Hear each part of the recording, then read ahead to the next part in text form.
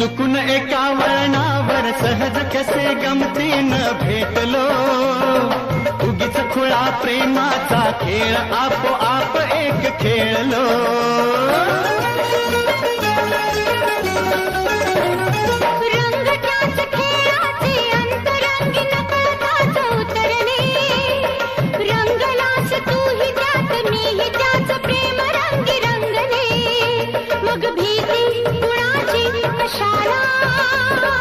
भीती कुणाची कशाला, भीती कुणाची कशाला, अगं भीती कुणाची कशाला.